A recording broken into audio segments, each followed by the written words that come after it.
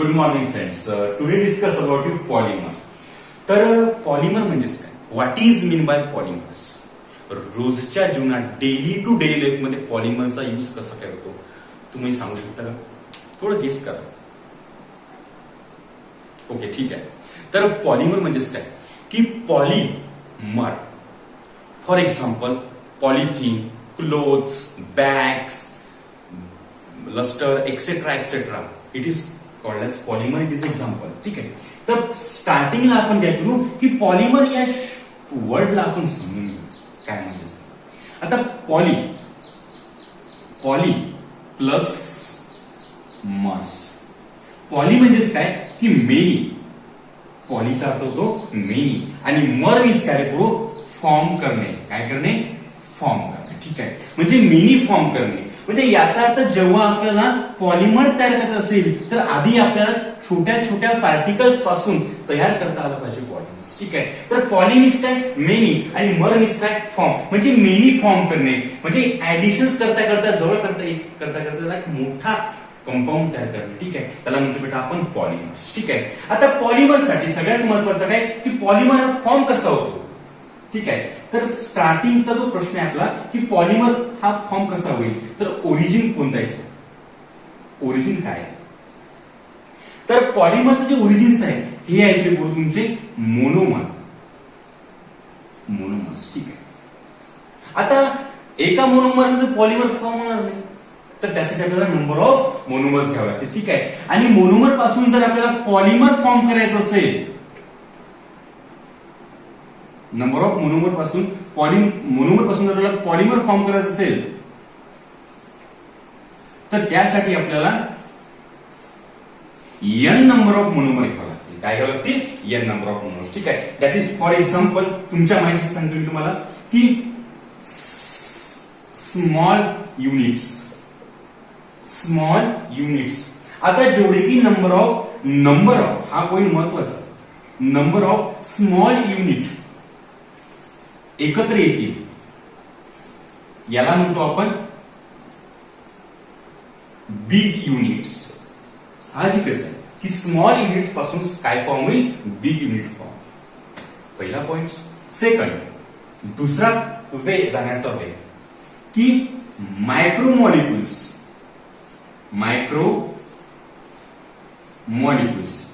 Is a converted into मॅक्रोमॉलिक्युल्स.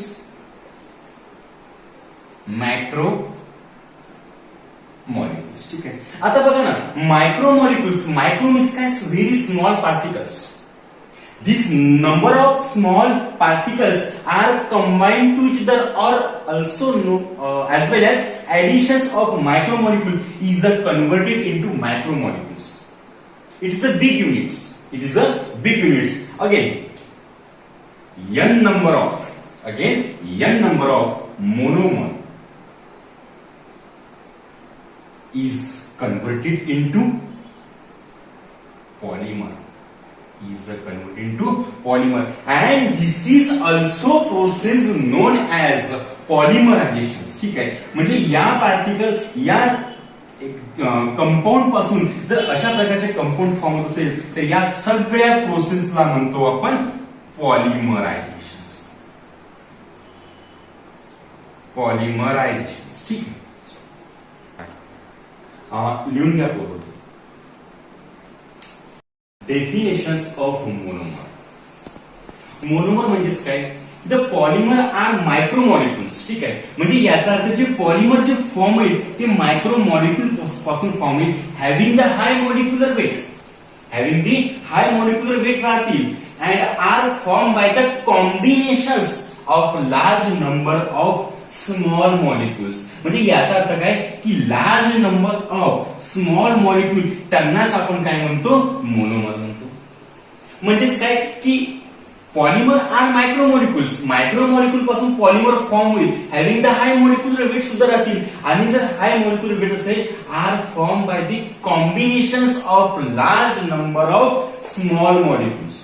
म्हणजे large number of small molecule जेव्हा एकत्र येतात तर पॉलिमर फॉर्म होतील. पण त्या स्मॉल मॉलिक्युलला म्हणतो आपण मोनोमर म्हणतो. मग what is mean by definitions of definitions of polymer. Polymer म्हणजेच काय? तर पॉलिमर म्हणजेच की number of monomer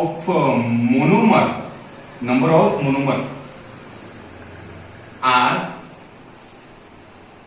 combined to each other to form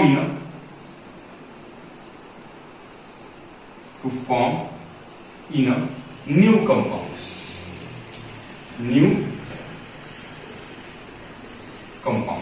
is called as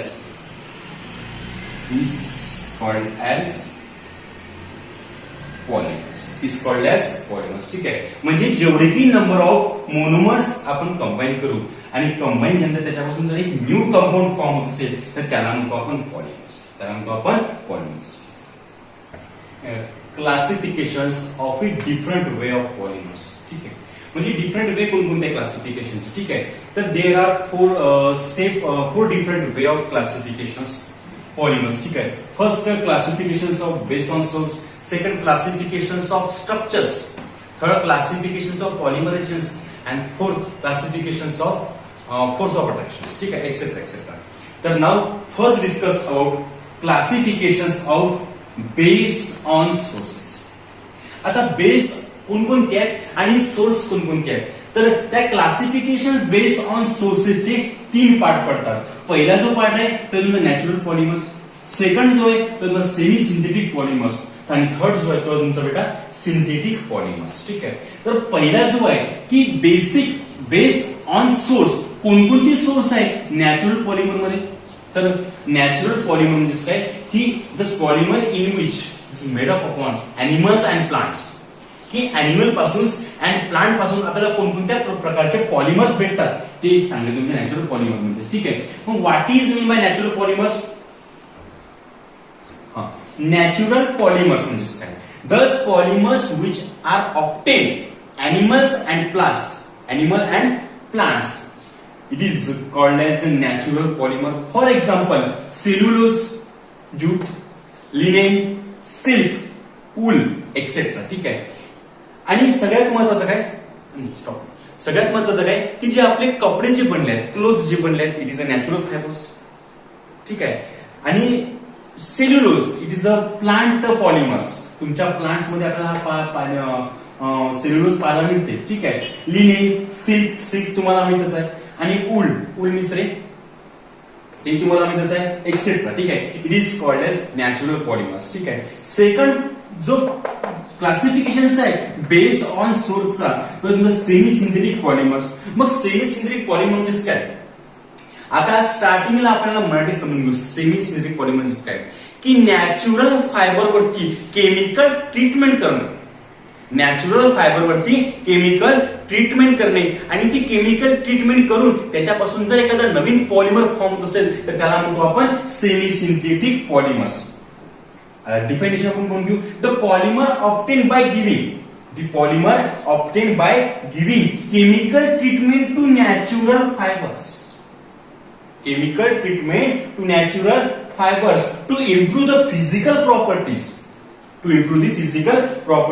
is called as semi-synthetic polymers. For example, acetate rayon and viscose rayon. These are 2 examples of semi-synthetic polymers. And next, discuss synthetic polymers. Synthetic म्हणजे काय? Purely chemically, कुठल्याच प्रकारचं natural fibre सुद्धा राहणार नाही आणि कुठल्याच प्रकारचे काही पण ओनली केमिकलवर केमिकल काय करणे, ट्रीटमेंट करणे आणि त्या ट्रीटमेंट पासून काय करणे, नवीन कंपाऊंड फॉर्म करणे आणि तो पण पॉलिमर्स असायला पाहिजे. तर सिंथेटिक पॉलिमर्स तुम्हाला म्हणजे फॉर एक्झाम्पल आपण 1-2दा सांगितलंय मी तुम्हाला फॉर एक्झाम्पल काय तर. ठीक आहे.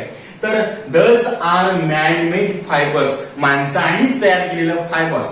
त्याच फायबर्स वरती केमिकल ट्रीटमेंट करून त्याच्यातून काय करणे, एक पॉलिमर फॉर्म करणे, त्याला म्हणतो आपण सिंथेटिक पॉलिमर्स. मग what is synthetic polymers? Thus are man made fibres preparations of. आता प्रिपरेशन्स कुठे पाहतो? Preparations of laboratories and industry. हे आपल्या घरी तयार होत नाही, ते स्वयंपाकाचं सामान्य आहे की आपल्या घरी तयार करू शकतो आपण. ठीक आहे. तरी आपण कुठे तयार करतो? लॅबोरेटरीमध्ये तयार करतो किंवा इंडस्ट्रीमध्ये तयार करतो. For example polythene.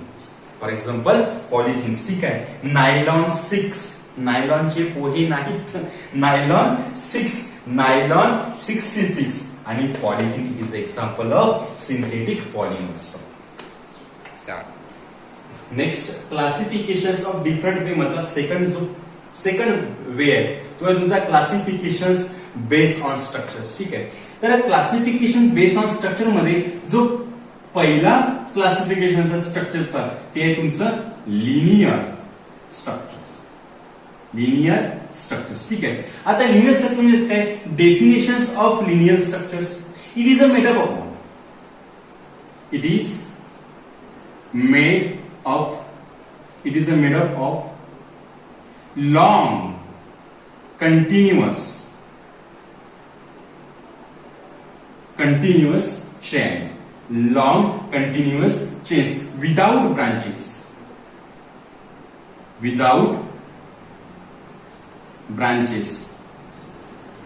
is called as linear polymer. असं स्ट्रक्चर्स की ज्या स्ट्रक्चर्स मध्ये एक कंटिन्यू काय चेन आहे आणि त्या कंटिन्यू चेन मध्ये कुठल्याच प्रकारची ब्रांच नाही आहे तर त्यांना म्हणतो आपण लिनियर पॉलिमर. For example. ठीक आहे. तर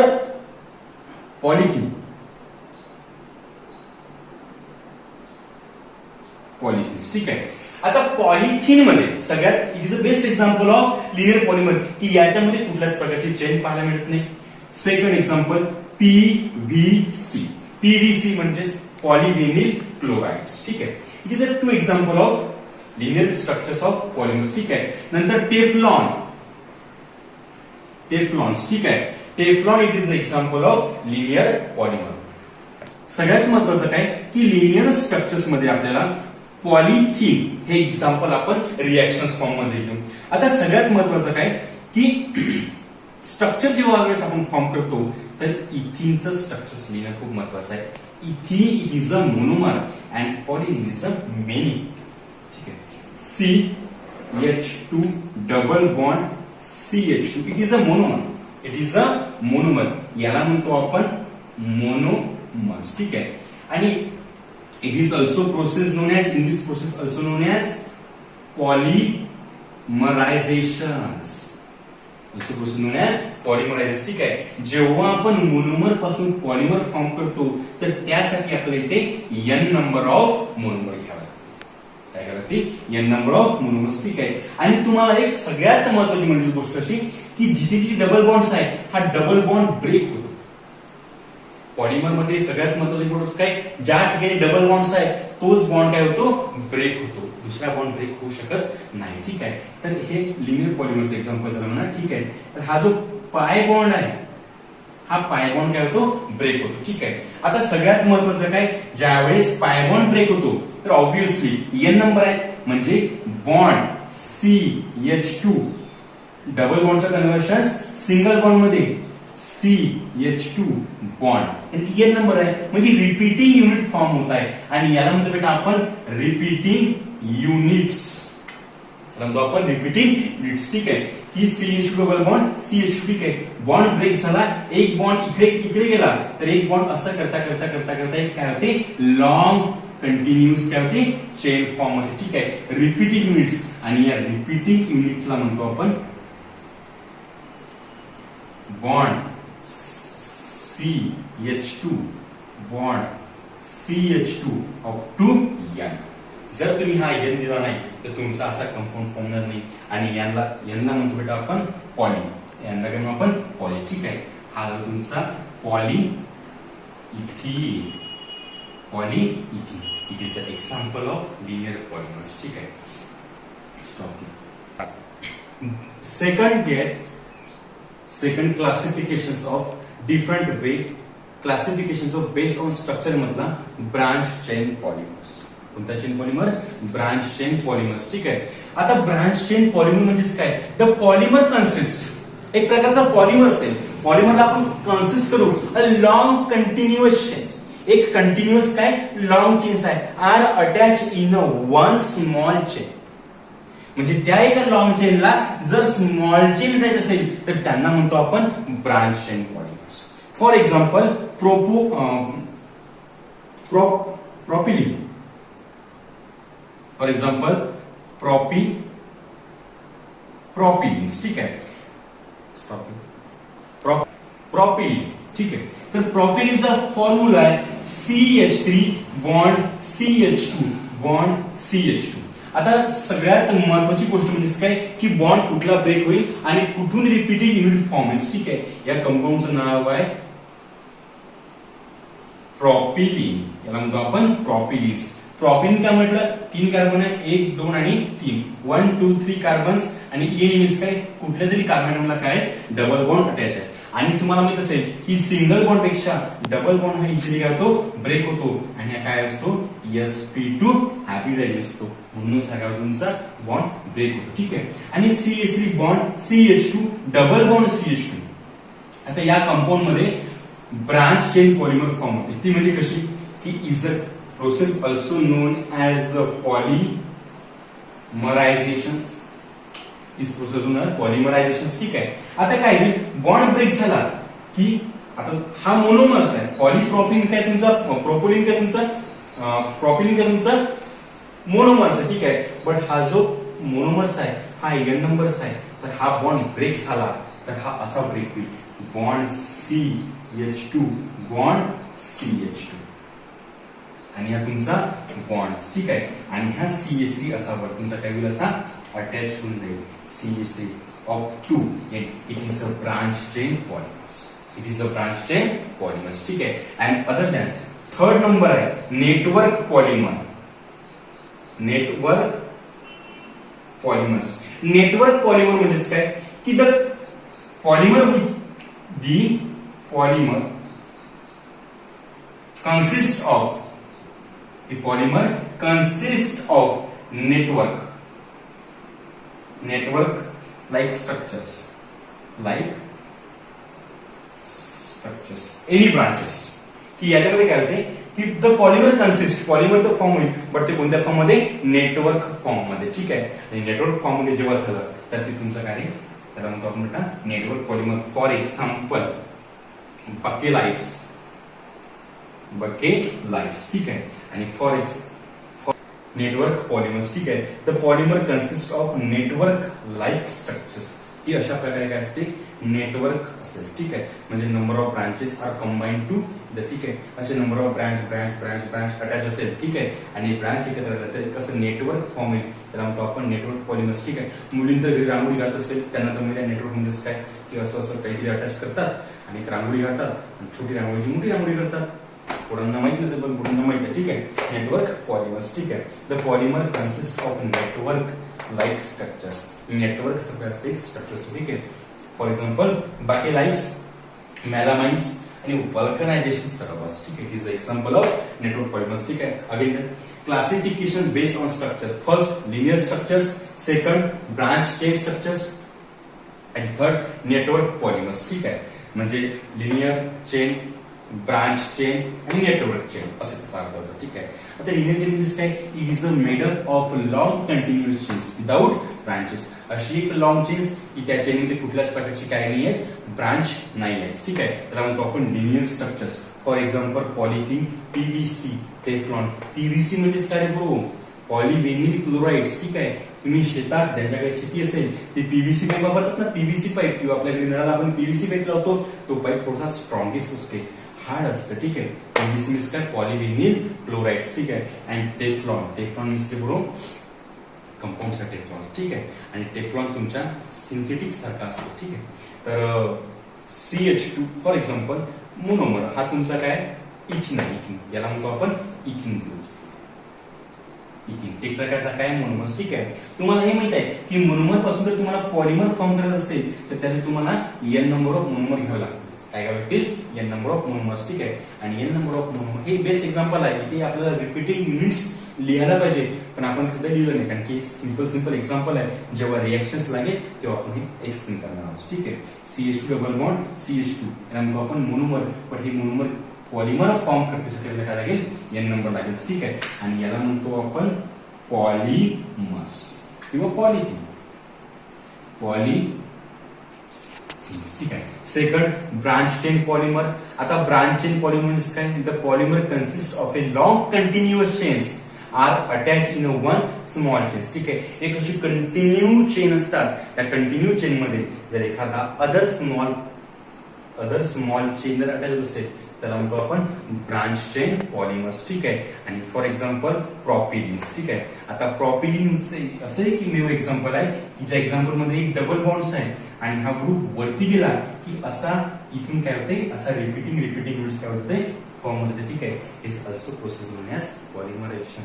and second network polymer. Network polymer म्हणजे काय? The polymer consist of network like structures. एक प्रकारचं काय असते? नेटवर्क लाईक स्ट्रक्चर असते. आता थर्ड जो पार्ट आहे क्लासिफिकेशन डिफरंट वे मधला क्लासिफिकेशन बेस्ड ऑन पॉलिमरायझेशन. ठीक आहे. आता क्लासिफिकेशन बेस्ड ऑन पॉलिमरायझेशन म्हणजे काय?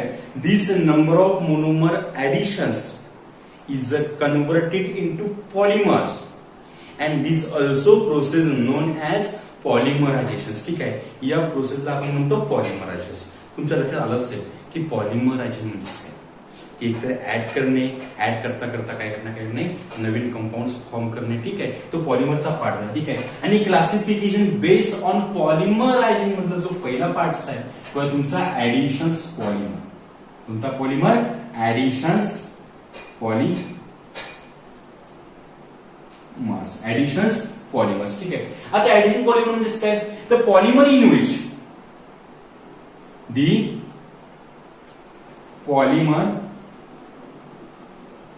in which are formed by the number of additions of number of किंवा मोर देन घेऊ आपण. ठीक आहे. More than to